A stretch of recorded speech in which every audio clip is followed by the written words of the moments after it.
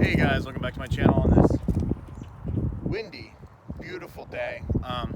And today we're going to be going over five knives I'd recommend to anyone from my personal collection. Stick with it.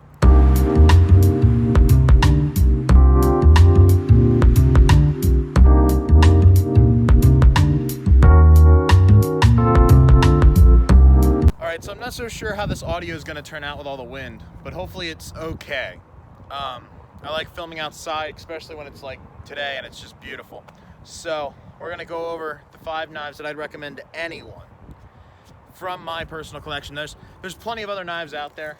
My collection is kind of small compared to some people out in the knife world. But let's start off with some knives that I'd recommend to anyone. And the first one, I have them all on me right now. I'll step back even further. I'll stand on this real quick, just so you can see what I'm wearing. I'm wearing a shirt and I'm wearing shorts, basketball shorts. And all of these knives are on me currently. One's in the short pocket, which is the first one I'm going to talk about right now, and that is an Open L number 8. Now the reason why I'm talking about an Open L as the first knife out of these five is because when you talk about knives in general, everyone starts off with the traditional of some sort. Usually it's a traditional or it's a cheap gas station knife. Now this knife right here, beautiful. You need to try an Open L. I'm telling you, these things are cheap. I think this one was like 14 bucks. 14 bucks for this amazing little traditional slicer. Beautiful wood handle, and I mean it comes in all different types of handles. Stainless steel, carbon steel blades, just beautiful knives. You need to definitely try these guys out. But this makes number one on the list because it's a great first knife. If you have a child that's starting to get into knives, it's pretty safe with this rolling lock that it has on it. As you can see, it almost kind of acts like a liner lock, but it's like this rolling little lock system.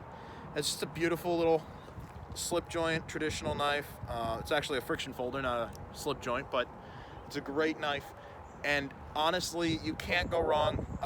People don't get scared of this guy like they would with normal other knives and probably other knives on this list. But this is a great knife and is definitely worth your time.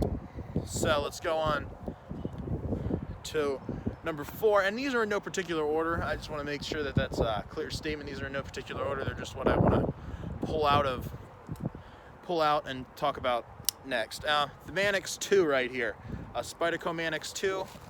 This is the lightweight variant. I would recommend the lightweight just because the regular Mannix is very heavy. And the reason why I put this guy on the list is you got this beautiful knife. You can either hold it like this or you can use that finger choil. And it's just a great entry. It's a great Spyderco. And made in America too, and I know that a lot of people in USA are big fans of the Made in America sticker. It's a decent sized knife. It'll get everything done you need to get done. CTS BD1 steel, perfect steel. It's lightweight. It's got the wire, which I love personally. And honestly, when you're talking about knives that you'd recommend, it's knives that I personally enjoy as well. And I don't know if you can see on it or not, but it has wear marks because it's a little dirty from opening boxes and stuff, because that's really what I use these for. You can't talk about a good knife without talking about a Spyderco, or at least trying a Spyderco. And you find out you don't like a Spyderco, don't get any more, all right? Don't buy a lot and then hate on them. And maybe that Spyderco just wasn't for you. So just get a different one. Try another one. If you don't like the Mannix, try a Tenacious. It's a little cheaper, more budget steel. Just try something else. There's a Spyderco out there for everyone. Next up on the list, we're going to talk about the Benchmade Griptilian. This particularly is the D2 variant that I have, a limited edition D2. Now the reason why I'm talking about the Griptilian today is it is a great pocket knife, just an all-around use, everyday carry type thing. You cannot talk about good knives without talking about griptilian, in my opinion. The axis lock is just a wonderful mechanism. Drop, shut, action. This is all with just the axis lock. These things get so smooth and buttery and gorgeous. Definitely need to look out for griptilians. And the nice thing about griptilians is they come in all different types of flavors. You want your vanilla ice cream, just get the regular griptilian. You want the G10 griptilian, get the G10 griptilian. You want a griptilian that has serrations, get it. You want a Tanto griptilian with serrations, you can find those. Griptilians are amazing. They come in so many different flavors. That was my D2. I have another 154 CM Tanto upstairs with all my other knives, but it's just a gorgeous knife you need to try. Now, what else are we going to talk about when we're talking about good knives? What are the other two knives I have in my pocket? Oh, we're going to talk about this one next. Nope, not this one. This one. We're going to talk about this guy right here. This is a Kershaw Skyline. Now, the reason why I'm talking about the Skyline, I love it. Some people out there might hate it, but I recommend trying a Skyline. It's a beautiful knife. As you can see, it's a gorgeous knife, and it's definitely worth your time. The Skyline, it's just a great knife. It has a ton of aftermarket support, and if you're going into trying to look at pimping or modifying knives, I highly recommend this one. You're not going to find a problem with this knife as far as pimping or aftermarket support or anything like that. It's a great knife, coming in around 50 bucks. All right, now we're gonna go up to the next guy, and the next guy, of course, in number 5, anyone who knows me knows that I have a great love for this knife. It is the Cold Steel Pro Light Tanto. Now, okay, everyone's gonna wonder why I recommend this guy, and I recommend it because if you're gonna be doing work with a pocket knife that's going to be a little heavier use, you gotta talk about Cold Steel. Cold Steel with the triad lock, it's just, they know what they're doing with this lock system. There is no blade play whatsoever in this guy. It is not going to have an issue. And if it does, they have a great warranty program for you. It melts in my hand. It's very comfortable for me, and I love this knife. I highly recommend that you check out the Cold Steel knives, Cold Steel Pro Light Tanto, and it has a drop point variant. Comes in blue. There are flavors of this guy. This steel stays the same, German 4116, German 4116, but just a great little budget knife.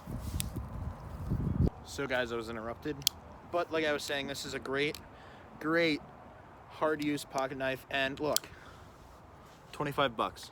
$25. Okay, $25. $25.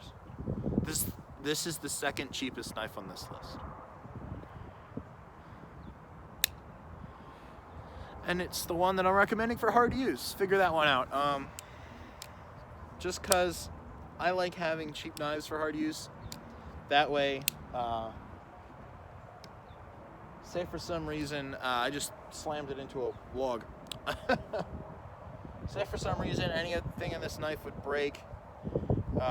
Say for some reason you're doing something you shouldn't be doing with a knife and you're prying with it. Don't pry with knives, kids.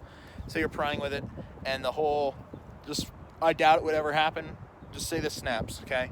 It's a thick boy. I don't think it's gonna happen. But if it were to snap, 25 bucks. $25.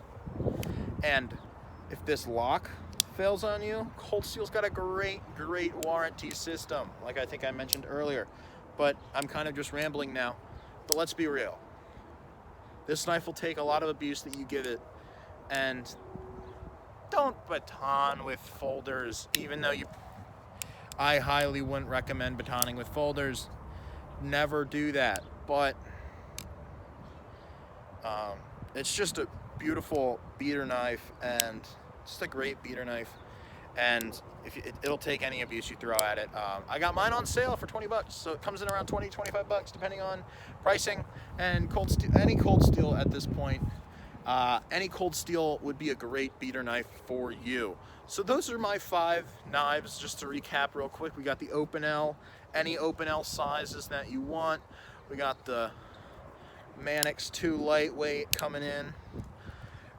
We got the Benchmade Griptilian. We have the Kershaw Skyline.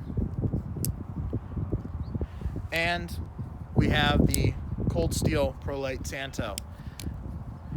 Now, I'm going to leave links in the description below for all my reviews on these guys, because I think I've done a review on all 5 of these. And I'm actually going to leave a review for the review I did on my black 154 CM version of the Griptilian as well. So you can check that out. They'll be linked down below. Other than that, I mean, if you guys like this video, give it a thumbs up, subscribe, and my channel's growing slowly but surely. Added 2 subscribers in the last like 4 days, which is cool. I like that. That's cool. So I want to thank those 2 people, and that's pretty much all for this one, and I'll see you guys in the next video.